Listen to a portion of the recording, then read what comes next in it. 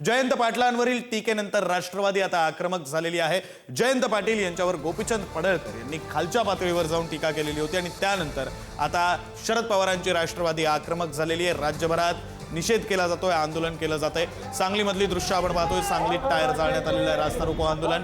कोल्हापुरामध्ये photo morph करण्यात आलेला आहे, कुत्र्याच्या ठिकाणी गोपीचंद पडळकर यांचा चेहरा लावण्यात आलेला आहे। पिसाळलेल्या कुत्र्याचा जाहीर निषेध असा आशय त्यावर लिहिला आणि नागपुरात सुद्धा बॅनरच्या माध्यमातून, फलकांच्या माध्यमातून आंदोलन करत निषेध व्यक्त करण्यात आलेला आहे। तीन दृश्य आपण राज्यातली पाहतोय, सांगली, कोल्हापूर आणि नागपूर। पश्चिम महाराष्ट्रच नव्हे तर तिकडे नागपूर, विदर्भामध्ये सुद्धा गोपीचंद पडळकर यांचा निषेध केला जातोय, त्यांच्या वक्तव्याचा विरोध केला जातोय। त्यांच्या फोटोवर चपला मारून हा निषेध नागपुरात केला जातोय। सांगलीमध्ये टायर जाळण्यात आलेले आहेत रास्ता रोखण्यासाठी, तर कोल्हापुरामध्ये फोटो मॉर्फ करण्यात आलेला आहे। कुत्र्याच्या चेहऱ्याच्या ऐवजी गोपीचंद पडळकर यांचा चेहरा लावण्यात आलेला आहे, फोटो मॉर्फ करण्यात आलेला आहे आणि अशा प्रकारे निषेध करण्यात येतोय। प्रतिकात्मक अंत्ययात्रा काढली जाते कोल्हापुरामध्ये, त्याची दृश्य आपण पाहतोय। सांगलीमध्ये पोलिसांनी काही आंदोलकांना थांबवण्याचा प्रयत्न केला, त्याची दृश्य। काल परवा जी काही घटना झाली त्या घटनेनं कोल्हापूरकरांच्या पहिल्यांदा डोक्यात एकच वाक्य आलं की माझं पायतान कुठं आहे। ज्या पद्धतीनं पडळकर बोललेत ना, खरंच सांगतो ही महाराष्ट्राची संस्कृती नाही।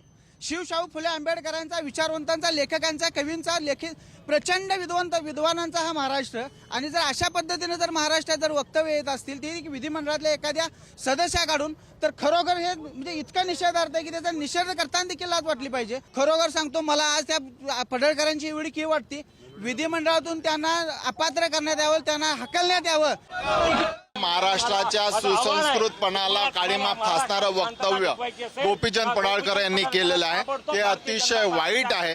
आणि कदाचित असं वाटते की भाजपने सर्वात केलेली मोठी चूक, ज्याला पक्षामध्ये घेतलं तो आधी कुठल्या पक्षात होता या सगळ्या महाराष्ट्राला माहित आहे। खालच्या दर्जाचा माणूस खालच्या दर्जाचीच टीका करणारा आहे, म्हणून त्याच्या विरोधात आम्ही इथे आंदोलन करत आहे। आणि आमची महाराष्ट्र शासनाला, आदरणीय गृहमंत्र्याला निवेदन आहे की असं वक्तव्य करणारा जो कोणी तुमचाही भाजप असेल तरी त्याची विधानसभाची सदस्यत्व रद्द करून त्याला अटक करण्याची मागणी आम्ही राष्ट्रवादी काँग्रेस पक्षाचे सगळे पदाधिकारी करत आहे।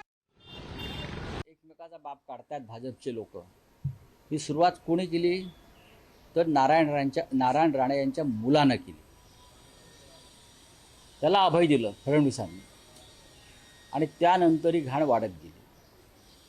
पडळकर असतील, एक लक्षात घेतलं पाहिजे, आपण आता आमदार आहोत, ठीक आहे, आपल्याकडून एखादा चुकीचा शब्द जातो, आमच्याकडूनही जातो, पण आम्ही कोणाचा बाप नाही काढला, बापाचं कर्तृत्व नाही काढलं। आणि समज दिली म्हणतात, आतापर्यंत देवेंद्र फडणवीस यांनी या व्यक्तीला 12 ते 13 वेळा समज दिली आहे, असं वृत्त मी वाचलं। 12 ते 13 वेळा समज देऊन जर माणूस ऐकत नसेल, याचा अर्थ तुमचा त्याला पाठिंबा आहे बोलण्यासाठी।